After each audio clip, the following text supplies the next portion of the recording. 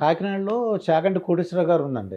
ఈ ప్రవచనాలు వింటుంటే విపరీతమైన జనం అండి. ఆయనలో ఉన్న శక్తి ఏంటంటారు సార్? నేను వెళ్ళానుగా. వెళ్ళారు. మొన్న కాశీలో అంటే ఆయన అందరికీ లెక్చర్ ఇస్తే నేను ఆయనకి లెక్చర్ ఇచ్చారా? టైటిల్ ఏం పెట్టాను తెలుసా? చాగంటి గారి ముందు కుప్పిగంతుల. మరి అంతే కదండి. ఆయన ఏమో కదిలే సరస్వతి. ఆయన ఒక 7 నిమిషాలు మాట్లాడి ఆయన ముందే చెప్పాను, చాగంటి గారి ముందు కుప్పిగంతులా నేను మాట్లాడేది అంతే కదా. ఆయనకి ఎందుకు అంత జ్ఞానం అంటే ఏంటి అసలు? ఇంతకుముందు అడిగారు క్వశ్చన్, అడిగిన క్వశ్చన్ ఇది వేరు. అసలు ఏంటి ఆ శక్తి, ఎందుకు, ఎలా? అంతేగా. అంతే. వారు ఉద్యోగం చేస్తున్నప్పుడే ఏదో అమ్మవారు, మరిడమ్మ అమ్మవారని పెద్దాపురంలో ఉంటుంది, ఆ గుడికి వెళ్ళారు ఎప్పుడో. అక్కడ స్వామిని శివచైతన్య గారిని విజయవాడ తాడేపల్లిలో ఆవిడ ఆశ్రమం, ఆవిడ మాట్లాడండి అన్నారట. నాకేమొచ్చండి అని మాట్లాడారట. అది చాలా బాగుంది. అల్లా వారికి శ్రీభాష అప్పలాచార్యులు వారు ఒక ప్రేరణ, ఆవిడ ఒక కారణ. అలా అంటే భగవంతుడు అప్రాప్రియేట్ టైం వచ్చినప్పుడు వాటిలో ఉన్నటువంటి దాన్ని బయటికి తీస్తారు. వారి దగ్గర ఎప్పుడో ఉంటుంది ఆ శక్తి. అప్పటి నుంచి అంటే నేను విన్నది, వారు ఇంక రోజు ఆఫీస్ నుంచి రావడం, సంధ్యావందనం చేసుకోవడం, 6 గంటలు చదివేవారట రోజు. ఇంకో విషయం ఏంటంటే, కేవలం చదివేస్తే వస్తుంది అనుకోకండి. మీరు రోజు 6 గంటలు చదివేస్తే చాగంటి కోటేశ్వరరావు 2 hours కూడా నా పేరు, మా ఇంటి పేరు మోగంటి, చాగంటి మోగట్లాగా అయిపోయాము. చాగంటి మోగంటి ఆయన చాకో మీరు. ఎందుకంటే మనం ఏదో పులిని చూసి వాతలు అంటారే అలా అవుతుంది. ఎందుకంటే సరస్వతి అనుగ్రహం లేకపోతే అలా వాక్కు రాదండి. భగవద్ అనుగ్రహం. ఆయనే వినయంగా చెప్తారు కదా, ఏమిటి నేను ఏదో పోల్చుకుంటున్నాను అలా అనుకోకండి, భగవత్ కృప అని. భగవంతుడి కృప కాబట్టి ఎలా వస్తుంది సార్ వాక్కు?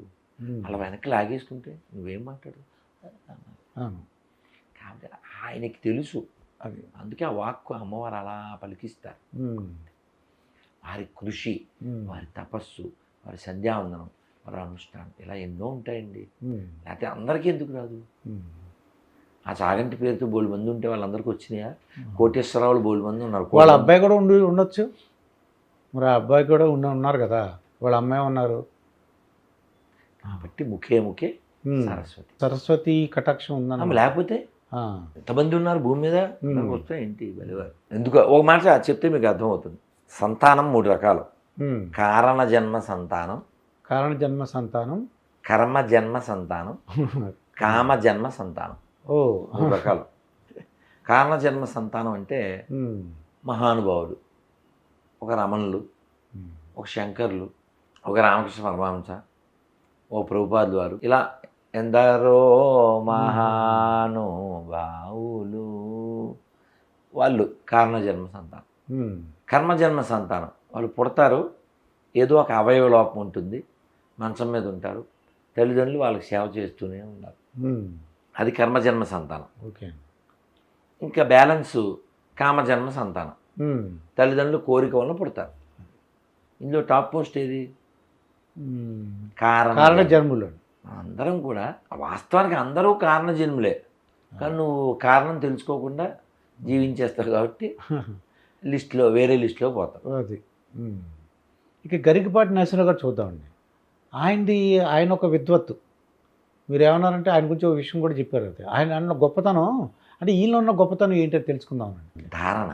ధారణ అవధానం చేశారు కదండి, వాళ్ళ అవధాని కదా. అంటే చాలామంది అవధానంలో ఉన్నారు కదా, ఈయనకి ఎంత పేరు ఎందుకు వచ్చిందని మీకు అర్థమయ్యేలా చెప్పాలంటే, కాఫీ టీలు తాగుతారా? తాగుతానండి. నేను తాగం కాబట్టి మాకు తెలదు. కానీ కాఫీ అబ్బా అసలు వీడి కలిపితే ఉంటుంది అంటారు ఎవరో. అవును. రోజు కాఫీ తాగినా సరే ఫలానా వాళ్ళు కాఫీ కలిపితే మీకు అసలు కిక్ వచ్చేది. మిగిలిన ఏదో తాగాలని తాగుతారు. అవును కదా. అంతే. ఆ ఫలానా ఎవరో ఉంటారా, వాడికి ఆ పాలు ఎలా కలపాలో వాడు తెలుస్తుంది. అదేదో వీడియో చూశానండి. ఆ గిన్నె పట్టుకున్నాడు, ఇసుకలో పెట్టాడు. ఇసుకలో కొండ లాంటిది ఒకటి ఉంది, మట్టిది. అవన్నీ ఇసుకలో వేపాడు సార్. దాన్ని వేడి చేశాడు ఇసుకలో. వేడి ఇసుకలో ఆ చిన్న కొండలు ఉన్నాయి, దాన్ని వేడి చేసి ఆ వేడి ఎక్కిపోయినాయి. దాన్ని పటకారత పట్టుకుని దాంట్లో పాలు కాఫీ పొడి వేసాడు. అది బుసబుసా అలా పొంగిపోయింది సార్. దాన్ని మళ్ళీ ఓ దాంట్లో పోసాడు, వేడి వేడిగా ఇచ్చాడు. ఇచ్చాడు. అంటే వేడి దానికి ఎక్కడి నుంచి వచ్చిందంటే కొండ వేడెక్కింది ఇసుకలో పడి. ఆ వేడి కొండలో పాలు పందార ఇది వేసాడు, వేస్తే కాఫీ తయారైంది. ఇంకో రకం ఏదో చూశాను, ఇలా తిప్పి అది పొంగడం మళ్ళీ వేడి, ఓ రకరకాలు. అంటే దానికి టేస్ట్ రావడం కోసం రకరకాల విన్యాసాలు, రకరకాల పద్ధతులు. కాఫీకి ఎంత సినిమా ఉంటే వ్యక్తిలో ఉండదు ఏంటండి? వ్యక్తిలో ఉండదా? అన్ని కాఫీలే. మీరు పలానా కాఫీ ఎందుకన్నారు? మీకు ఎందుకు నచ్చింది? అలాగా అవధానం చాలామంది చేసిన ఒక్కొక్కరికి ఒక్కో విద్ధత్తు, ధారణ శక్తి. వాళ్ళ కఠోర శ్రమ కూడా ఉండవచ్చు మరి. లేదా వాళ్ళ అమ్మగారికి మాట ఇచ్చారట, 1000 పద్యాలు చాలా తక్కువ టైంలో నేర్చేసుకుని చెప్పేశారట. 1000, 5, 10 కదా, ఆయనే చెప్పారు. 1000 పద్యాలు. ఇప్పుడు మనం అనుకోండి 1, 2 చెప్పి, నేనైతే 1, 4 చెప్పి సరిపోయి వాళ్ళకి సరిపెట్టుకోమ్మా అని చెప్తాం. ఇంక 1000 అయ్యే లోపల మనం సమాధి అయిపోతాం కదా సార్. అవును. కానీ చాలా తక్కువ టైంలో చేశాను. అలా ఏమండి ఏమంటే ఇంగ్లీష్లో మాట ఏంటి? No pain no gain. అవును, నో పెయిన్ నో గెయిన్. అంతే. అయోధ్య రామమందిరం ఎలాగైతే నిర్మించబడిందో అలాగే ఇది జ్ఞానవాపి అని ఉందటండి వారణాసిలో.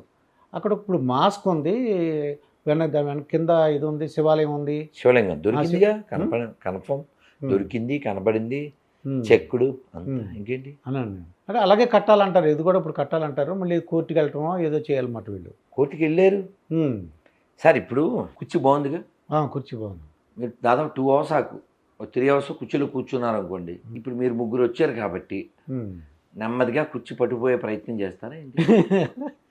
చేస్తారా? అది చేయం కదండి. ఒకవేళ ఆయన అదేంటండి అంటే ఏంటి, మేము 3 hours నుంచి కూర్చున్నాం మాదే అని అన్నారు అనుకోండి, ఆ ఇంటి ఆయన తన బలం చూపించాలి వద్దా?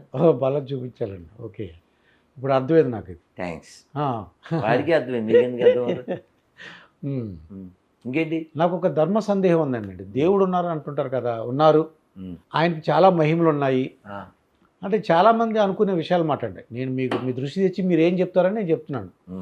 ఏంటంటే దేవుడిలాగా మంత్రజాత కానీ మహిమ చేత కానీ అందరికీ మంచి బుద్ధి ఉండేలాగా, అందరూ సకల సౌకర్యాలు ఉండేలాగా, అందరూ సంతోషంలో ఉండేలాగా చేసేయచ్చు కదా. ఈ బాధలు, రోగాలు ఇవన్నీ ఏంటని కొంతమంది అంటుంటే నేను విన్నానండి. చాలా మంది అడిగేస్తారు కదా, అందుకని విని నీరసం వస్తుంది సార్. ఇవన్నీ యాక్చువల్ ఓల్డ్ క్వశ్చన్, కొత్తదే. అవును, మాకేమో రిపీటెడ్ అయిపోయి బోర్ కొట్టేస్తుంది. వీళ్ళు ఏం చదవరు సార్, ఈ క్వశ్చన్లు వేస్తారే వీళ్ళు ఏం చదవరు, ఏం వినరు.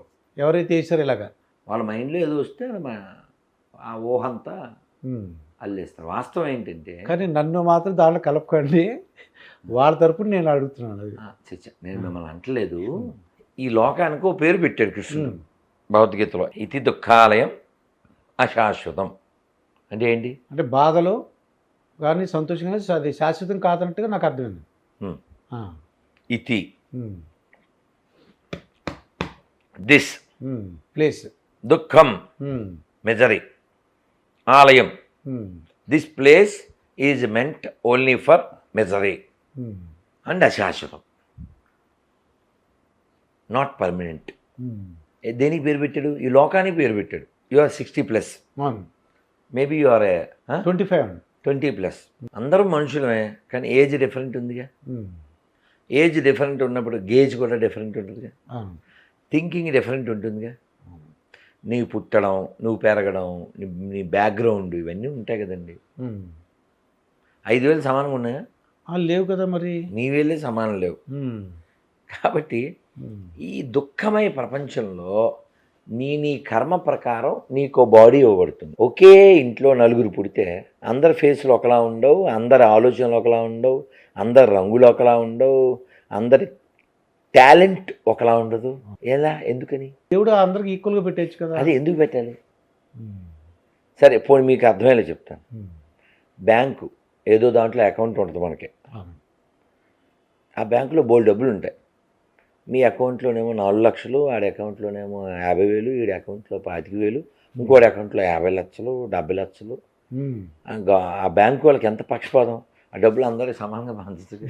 అలా ఉంది మీకు విషయం.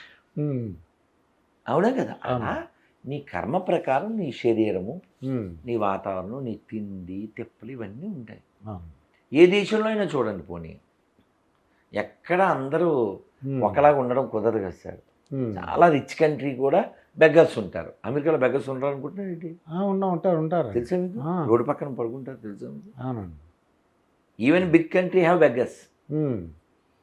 అది కాకపోతే కొద్దిగా లిమిటెడ్ అని ఉంటుందేమో, అలాగా నేను చూడదు కానీ. మనకి మాఫియాలాగా ముష్టిగా ఉంటుంది మన దేశంలో. అవును. పిల్లలు వేసుకుని వస్తారే చిన్న అవును. పిల్లల్ని, అవును. వాడు ఎప్పుడు నిద్రపోతూ ఉంటాడు. ఉమ్. ఆ నిద్రపోయే ఆ పిల్లోడు ఎందుకు అలా నిద్రపోతాడు వాడు అంటే, ఉమ్. నిన్న మనకు అక్కడ ఆయన గెలిచారు అశోక్ తేజ గారు, అవును. సుద్దాల. శుద్ధాల ఆసక్తి తేజ. ఆయన ఓ పాట పాడేశారు, గుండె పిండి అయిపోతుంది, ఉమ్. చాలా పెయిన్గా ఉంటుంది. ఆ తల్లి కూలి పనికి వెళ్తుంది, ఆ పిల్లోడు కళ్ళు తాగిస్తుంది. ఉమ్. ఎందుకమ్మా తాగిస్తున్నావు అంటే, నీకు పాలు ఇవ్వడానికి నాకు పాలు ఉన్నాయి, ఉమ్. కానీ ఇప్పుడు నీకు పాలిచ్చి నిన్ను పడుకోబెట్టి వెళ్తే నేను పనికి వెళ్ళాలి. ఆ పాట చాలా బాగుంటుంది, అవును. చాలా హార్ట్ పెయిన్ వస్తుంది. అంత ఉమ్.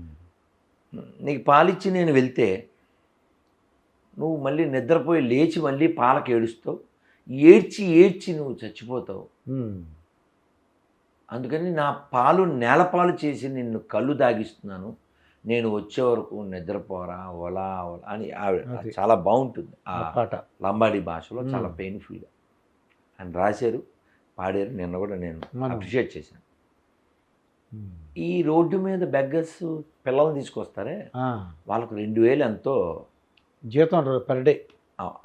దాన్ని సప్లై చేసేవాళ్ళు ఉంటారట ఈ ముష్టియాకి.